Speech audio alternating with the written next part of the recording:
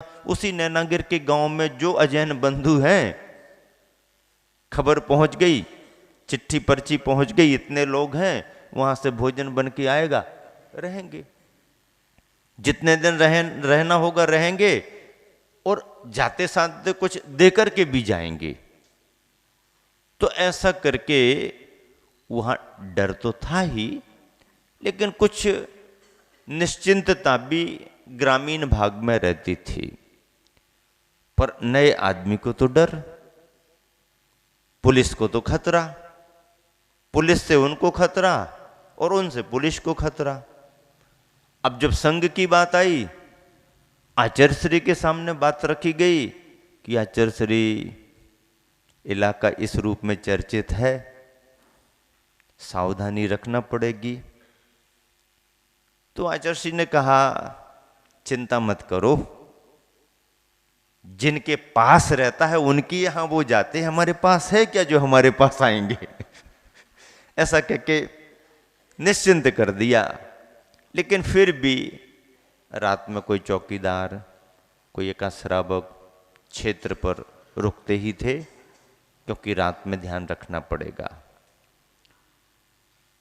कुछ संस्मरण ऐसे उस चतुर्मास के रहे जो वाकई में प्रेरणाप्रद रहे।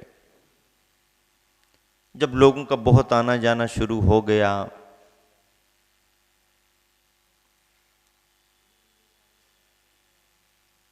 आचार्य श्री का नाम उस इलाके में चलने लगा, जैनियों के गुरु आए हैं, जैन बाबा जी आए हैं, तो इन डाकुओं के मन में भी कुछ ऐसी जिज्ञासा आई कि ऐसे कैसे गुरु होंगे, कौन से साधु आए हैं जो मंदिरों में ही रहते हैं, उन्हें किसी से कुछ लेना देना नहीं, पर उनके दर्शन करने को इतने सारे लोग आ रहे जा रहे, तो उनके मन में भी गुरुवर के निकट से देखने का भाव हुआ।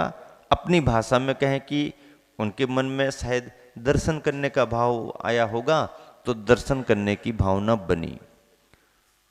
उन्होंने सूत्रों के माध्यम से समाचार भेजा कार्यालय में, ऑफिस में, कि हम लोग बाबा जी के दर्शन करना चाहते हैं, हम लोगों को बाबा जी से मिलना है, समय क्या मिल सकता है। अब आचार्य से क्या, लोगों के आने जाने का तो कोई कभी भी आ सकता, कभी भी जा सकता। उनकी इच्छा थी कि लोगों के सामने ना आना पड़े और चुपचाप एकांत में जो भी अपना भाव, जो भी दर्शन करें और वापस निकल जाएं। पहचान में आने में उनको असुविधा होती है, लोगों के सामने ना आना पड़े। आचार्य को समाचार मिला। आचार्य ने सहज भाव से, उनकी भावना है तो कोई बात नहीं। 2-3 दिन वो लगातार इस प्रयास में रहे कि क्षेत्र पर कोई ऐसा समय मिले जब लोगों का आना जाना ना हो। टाइम तो वो अपना निश्चित नहीं बताए कि हम इतने बजे आएंगे, ऑफिस में भी नहीं बताया, पर उन्होंने ऐसी कोशिश की पीछे से, आगे से, कि जब घंटे आध घंटे कोई भीड़ भाड़ ना दिखे तो अंदर पहुंचे। लेकिन उनका काम बना नहीं। चतुर्मास है, यात्रियों का आना जाना, फिर आचार्य का स्वाध्याय का समय स्वाध्याय, प्रवचन के समय प्रवचन, रविवार को प्रवचन, डेली सुबह शाम दोपहर स्वाध्याय, तो लोगों का आने जाने का क्रम बना रहता था। अब जब 2-4 दिन में आचार्य का समय नहीं मिला, तो कमेटी वालों को भी लगा कि अब समय मिलना मुश्किल है, क्या करें। उन्होंने समाचार भिजवा दिया, भाई 2-4 दिन हमने प्रयास किया लेकिन हमारे हिसाब का समय नहीं मिला, बाबा जी तो हमको मिल नहीं पाए। जब आचार्य को मालूम चला तो आचार्य को लगा कि ऐसा भाव बना है तो इसको टालना नहीं चाहिए। उपाय क्या? आचार्य के ख्याल में था कि कितना ही कुछ भी करें, लोगों का आना जाना रहेगा, और यदि ये कह कर के थोड़ी देर के लिए घंटे 2 घंटे बंद कराएं कि कोई आने वाले हैं, तो और ज्यादा लोग इकट्ठे हो जाएंगे देखने के नाम पर, तो ठीक नहीं रहेगा। और उन्हें यदि किसी के सामने नहीं आना तो अपनी उनकी स्थिति है। आचार्य ने एक दिन तय कर लिया कि मंदिर से भी निकल करके हम जंगल में ही जाएंगे। चतुर्दशी का निमित्त बना करके आचार्य चतुर्दशी का जो पाक्षिक प्रतिक्रमण करते हैं उसका निमित्त बना करके आचार्य क्षेत्र से यानी मंदिरों से लगभग 2-2.5 किलोमीटर अंदर एक छोटी नदी का किनारा, वहाँ पर चट्टानें बहुत, शिलाएं बहुत, प्रशस्त स्थान, एकदम निर्जन, अंदर अंदर पगडंडी के रास्ते से जाना, ऐसा आचार्य को मालूम था कि अंदर कोई विशेष स्थान है। और चतुर्दशी के दिन आचार्य उपवास लेकर के प्रतिक्रमण करने के नाम पर जंगल में चले गए। वो समाचार उनको मिल गया।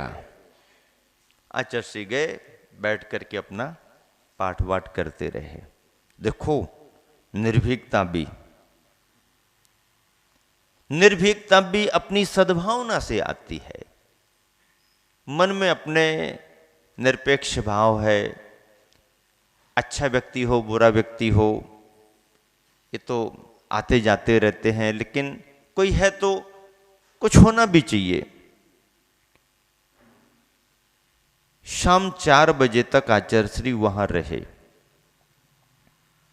इसके बीच में आचार्य जब वहां विराजमान थे, पाठ वाठ तो आचार्य का अपना चल ही रहा था, हो गया, आगे पीछे देख लिया। क्षेत्र वालों को मालूम नहीं, और मालूम भी हो जाए तो सिवाय कमेटी के लोगों के कोई उस रास्ते पर जा भी नहीं सकता। आचार्य जंगल आते जाते समय वो सब स्थान देख चुके थे। वो आए,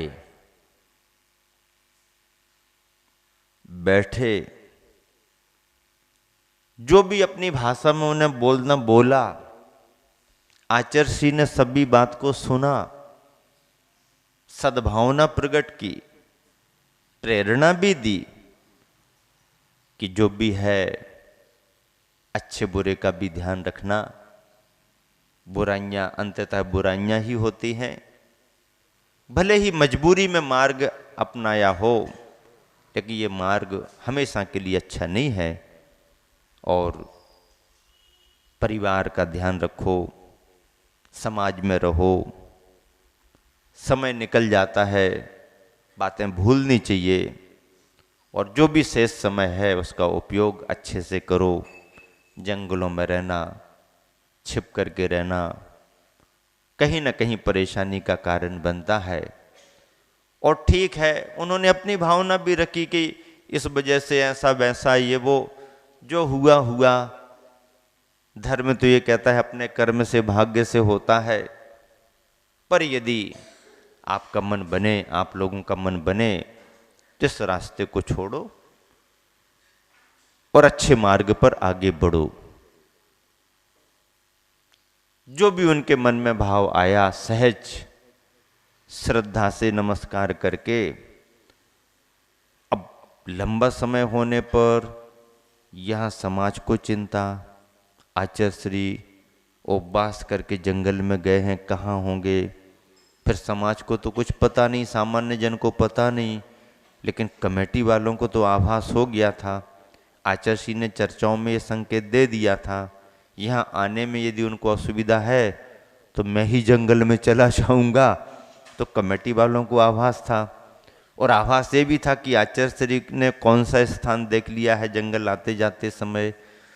तो चिंता करते हुए भी कि इतना समय बीत गया है, आचार्य श्री कहाँ पर होंगे, चल के थोड़ा देखना चाहिए।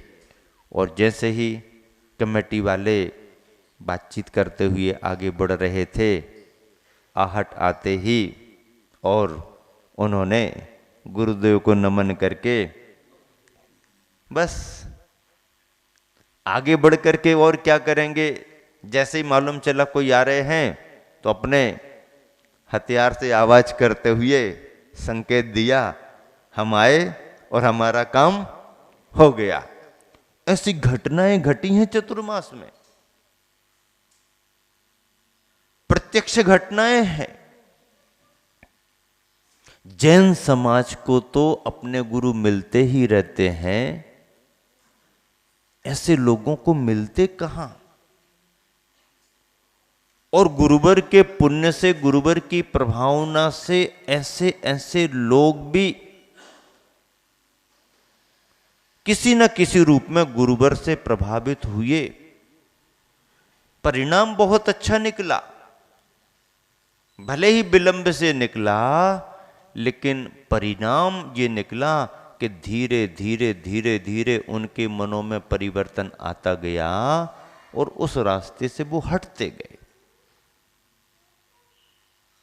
मध्य प्रदेश के तो मुख्यमंत्रियों ने सार्वजनिक आह्वान किया था कि आप लोग इस रास्ते को छोड़ो, सरकार आपका संरक्षण करेगी, ऐसी घोषणाएं हुई। आत्मसमर्पण करो, आपको कोई खतरा नहीं रहेगा, आपका परिवार सुरक्षित सरकार करेगी। और सरकार ने जो कदम उठाए उनके जीवन में फर्क आया, उनके मन में विश्वास जगा। और जो अनावश्यक लूटपाट होती थी, लूटपाट करने में कई बार हिंसा हत्याएं भी होती हैं, इनकी कमी आने लगी। आज वो समय नहीं है, बदल गया। पर जो 75 से लेकर के 70 से लेकर के 80 तक के दशक की स्थिति थी, बड़ी भयानक थी, बड़े चरम पर थी।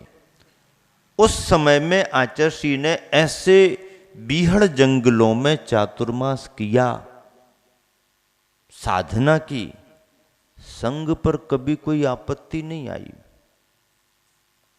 कोई इस तरीके की तकलीफ नहीं हुई, चर्या में कोई बाधा नहीं आई। एक बार तो ऐसा भी हुआ कि दिल्ली तरफ से कोई यात्रियों की गाड़ी नैनागिर आ रही थी।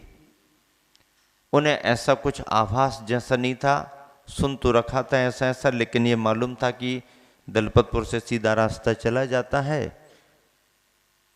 दिन में जाएं तो रास्ते कुछ ख्याल में रहें। रात का समय, उन्होंने सोचा दलपतपुर में कहाँ रुकें, पहुंच जाएंगे, धर्मशाला में पहुंच जाएंगे, ऐसा सोच करके अपनी गाड़ी आगे बढ़ा दी। ड्राइवर नया था, अपरिचित था इलाके से, और मेन रास्ते में, फिर रास्ते में रास्ते, रास्ते में रास्ते, कुछ ग्रामीण भाग के निकल आते हैं, जंगली रास्ते। कोई नैनागिर को जा रहा तो कोई वहाँ से बरा को जा रहा, कोई कंदवा को जा रहा, तो कोई दूसरे गांव को जा रहा, कोई बरायठा को जा रहा। अब वो कोई माइलस्टोन ऐसे तो जंगलों में कहाँ, कोई संकेत तो एकदम कहाँ जंगलों में। ड्राइवर भी अपरिचित रहा, रास्ता देख देख करके उसको जो रास्ता ठीक सा दिखा उस पर उसने गाड़ी आगे बढ़ा दी। समय रात का 11-12 बज रहे और वो गाड़ी आगे बढ़ते बढ़ते किसी ऐसे अपरिचित रास्ते पर चली गई कि आगे गए तो कुछ आदमी दिखे। शकल सूरत देख करके तो घबरा गए, मन में डर आ गया। जैनी आदमी तीर्थ यात्रा पर आया है, कुछ ना कुछ रख करके तो चलता है, ये भी है, और पहनने में भी कुछ ना कुछ तो स्वाभाविक रूप में रहता ही है, वो भी है। मन में डर आ गया और बात सही भी थी, क्योंकि वो जिस रास्ते पर आगे बढ़ गए वो असुरक्षित रास्ता था। और रात में इनका घूमना फिरना किसी प्रयोजन से होता ही रहता है, निश्चिंत रहते हैं। तो गाड़ी की लाइट देख करके सामने वाले भी चौंक गए, और सामने वालों को देख करके, भैया ये मामला क्या है, नैनागिर तो दिख नहीं रहा, धर्मशाला दिख नहीं रही, ये तो हथियार वथियार लिए खड़े हुए हैं, क्या मामला है। गाड़ी रोक ली, कहां से आए, कौन हो। उन्हें भी थोड़ा ऐसा लगा कोई ऐसा तो नहीं मुखबिरी करने के लिए कोई जानकारी लेने को। उन्हें लगा नहीं ये सामान्य जन है, कहाँ से कैसे। बोले भैया हम लोग तो अपरिचित हैं, इलाका नया है, हम लोग तो दिल्ली तरफ से आए हैं और नैनागिर जाना है, नैनागिर जैनों का क्षेत्र है, वहाँ हमारे गुरुजी आचार्य महाराज विराजमान है, हम उनके दर्शन करने को आए हैं। इन्होंने सब बात सही सही बता दी। मन में घबराहट भी बहुत हो रही थी, लेकिन उन्होंने सुना कि नैनागिर जाना है और गुरुजी के दर्शन करने आए, तो उन्होंने भी कुछ नहीं कहा, बल्कि कहा कि तुम गलत रास्ते पर आ गए। और चूंकि आप तीर्थ यात्री हो, हमारे इसी इलाके का नैनागिर क्षेत्र है, आप नैनागिर के नाम पर आए हो, बाबा जी के दर्शन करने आए हो, तो आपको तो यहाँ से हम सकुशल ही भेजाएंगे, अन्यथा यहाँ आने के बाद किसी को हम वापस लौटने नहीं देते हैं। आप तीर्थ की वंदना करने को आए हो और हमारे इलाके में आए हो और प्रदेश के हो।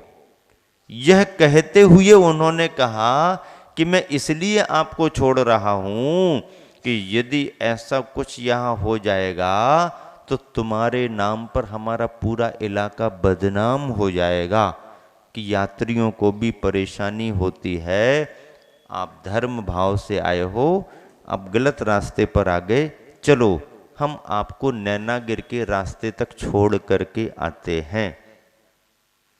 और वो गाड़ी के साथ साथ चले और जहां से नैनागिर का रास्ता निकलता है उस रास्ते पर ला करके कहा कि अब आजू बाजू के किसी रास्ते पर नहीं जाना, सीधे आप जाना, आपको आपका नैनागिर क्षेत्र मिल जाएगा। घटना ऐसी 1978 में घटी। और जब उन्होंने जाकर के धर्मशाला में परिचय दिया, चर्चा की, तो कमेटी वाले तो कहने लगे भैया रात में नहीं आया करो, आ जाओ तो दलपतपुर बंडा में रुक जाया करो, दिन में ही आया करो। यात्रियों को बार बार सूचनाएं देते रहते थे कि रात में जंगल में नहीं आया करो, लेकिन इतनी दूर से आने वाला यात्री 2-4-10 किलोमीटर के विकल्प से कहाँ रुके, उसको तो लगता कि पहुंच ही जाएं धर्मशाला में तो ठीक रहेगा। पूरे चातुर्मास में यात्री आते जाते रहे, कहीं कोई अनहोनी घटना नहीं घटी। और आचार्य श्री के प्रवचनों का लाभ लेने को तो उस इलाके की जनता, दूर दराज की जनता निरंतर आती ही रही, रविवार को विशेष रूप से आते थे। ये 78 का चतुर्मास हुआ।